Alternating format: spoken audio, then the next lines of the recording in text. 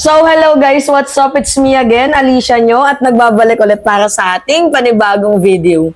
Alam nyo mga minamahal, habang pinapanood ko itong balita na kung saan itong si Harry Roque ay nagsasalita at nananawagan ng people power, ako'y natatawa. Imagine nyo mga minamahal, how come na si Harry Roque mismo ang mangunguna sa pagtatawag, pag-iimbita ng people power, wala naman siya sa bansang Pilipinas. Nagigets niyo ba? Napaka-ironic. Kung gusto mong manawagan ka ng people power, kung gusto mong simulan, ikaw mismo, sarili mo mismo dapat pangunahan mo. Hindi mo nanawagan ka sa social media. So, ano yung mangyayari dyan? Yung a-attend din, Facebook post, Facebook live, YouTube live, TikTok. Yun lang ba? So, a-attend kami. Kasi total, pinanawagan mo sa social media, a-attend kami pero manunood lang kami. Eh di parang ganun yung concept nun. Kung gusto mong simulan, ang people power, dapat ikaw mismo nandito ka. Sa bansang Pilipinas. Alam nyo, tawan-tawa talaga ako dito kay Harry Roque. Besides, kung matatandaan ninyo ano yung sabi ni Harry Roque noon? Yung people power, wala daw yan. Yan yung sinabi ni Harry Roque noon, mga minamahal, nung magkakampi pa si PBBM at itong si former President Duterte. Wala daw epekto yung people power na yan. Yung mga nagrarally, mga aktivista daw yan. Galit sila noon sa mga relihista, pero tingnan nyo nga naman ang panahon at pagkakataon. Sila na po ang nagrarally. Diyos mio, mga minamahal, panoodin nyo itong sinabi ni Baklang Hitad. Tawang-tawa talaga ako dito. Apakaputa talaga ni Harry Roque. Issue ng isang hukuman. Pero ngayon po, mga kapwa-vloggers, manawagan na po tayo. Huwag na po tayo umiyak dito sa mga pangyayaring ito na naaresto ang Presidente Rodrigo Roa Duterte. Manawagan na po tayo sa EDSA. Balik EDSA na po tayo. Pwede ba ho? Mga kaibigan, lahat ng mga hindi lang nagmamahal kay Presidente Duterte, lahat na nagbibigay importansya sa soberenya at jurisdiksyon at pagiging malaya ng Pilipinas, kinakailangan po manindigan na tayo. Magtungo na po tayo ngayon sa EDSA.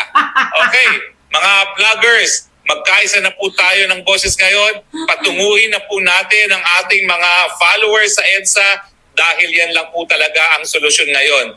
Mahanda naman po ang mga legal na remedyo dyan. Pero bukod sa legal na remedyo, bilang isang demokratikong bansa, may karapatan po tayong iparating ang ating saloobin dito sa pangyayari na inaresto na nila ang dating Presidente Rodrigo Roa Duterte. So ako po, ang aking panawagan, balik EDSA po tayo ngayon.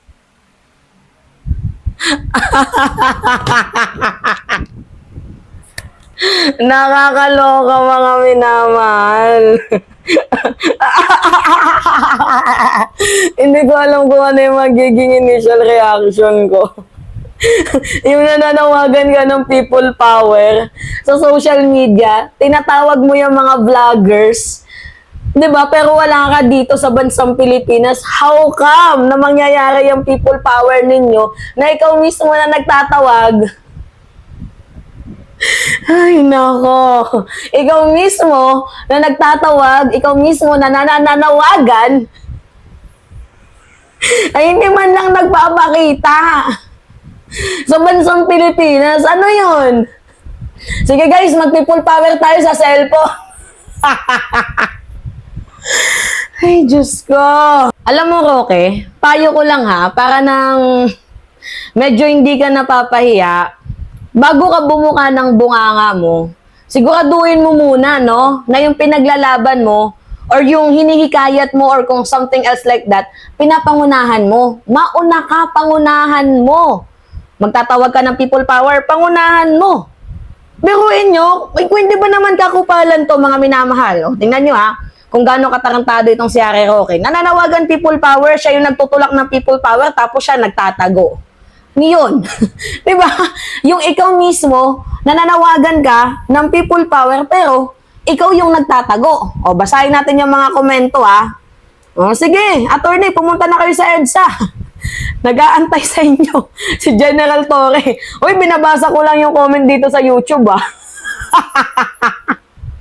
Oh, may nag-comment pa dito. Nagtutula ka papunta ng EDSA tapos ikaw yung nagtatago.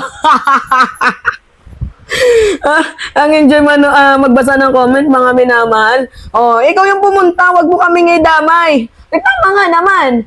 Oh, wag mo, ang init ng panahon. Pero kung sakali mong magkaroon ng people power, i-update nyo ako, mga minamahal, yung totoong people power. Hindi yung people power sa cellphone, sa YouTube, sa TikTok. Hindi ganong people power. Ang gusto namin people power, yung talagang pumupunta doon kasi magtitinda si Mima ng tubig. Ano ba yung mga kailangan kapag may people power? Syempre, di ba, mainit. O, init ng natin, ng panahon ngayon. Bukod sa tubig, ano pa yung mahalagang kailangan? O, payong. Magtitinda si Alicia ng payong. Bukod sa payong, ano yung pinakamahalaga? Sunscreen. O, mag-sunscreen kayo, mga minamahal, ha? Kailangan po yan. Kasi kapag hindi po tayo nag-sunscreen, abay, masusunog po ang ating mga balat. Diba? Ano pa? Losartan. Sino yung nag-comment ng losartan? Tarantado yun. Ay, oo, kasi baka mamaya may ma-high blood. Putik. Ewan ko ba? Okay, magbasa pa tayo. Sabi dito ni Lani Biton, huwag kang mag-alala, Roque, dahil ikaw yung susunod na din kay Duterte.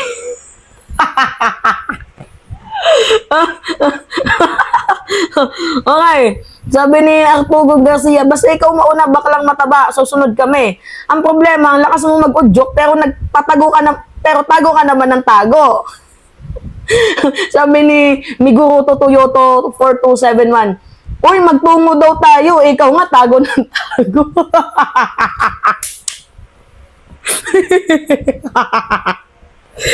Ay, naku, mga minamahal. Alam nyo, habang nagko-content itong si Harry Roque na napanood ko sa balita, hindi ko alam kung ano yung magiging initial reaction ko talaga. Kung matatawa ba ako, magagalit ba ako, hindi ko alam, to be honest. Pero isa lang yung nakakamdaman ko, parang tanga, parang timang, parang na-I judge something ba si Harry Roque. Kasi, remember, sabi niya, yung warrant of arrest daw ni former President Duterte is hindi daw po sa ICC.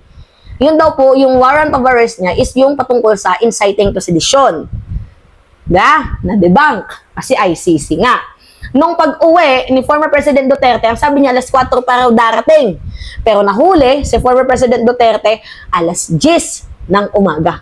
Di ba, kung tingnan ninyo, mga minamahal, kung gaano ka-fake news, itong si former spokesperson, Harry Roque, may naniniwala pa ba sa baklang hitad na to?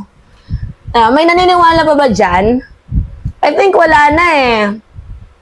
Siya din noon yung nagsabi na wag ng people power, ano yung magagawa niyan sa bayan. Sinabi yan noon ni Harry Roque, abay bakit ngayon, bakit parang nag-iba na yung sentimiento nila? Diba? Nakakaloka, mga minamahal. Ay, nako. Okay, sige. Kayo, ano yung masasabi ninyo, mga minamahal? Ang dami nag-comment, pinagtawanan lang siya. Dapat follow the leader yan. Totoo yan, mga minamahal. Follow the leader. Kung sino yung nag-aya, dapat siya yung mauna.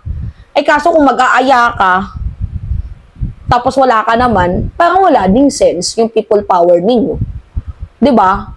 Kasi ikaw yung nag-udyok, pero ikaw yung wala. Umuwi ka muna ng Pilipinas.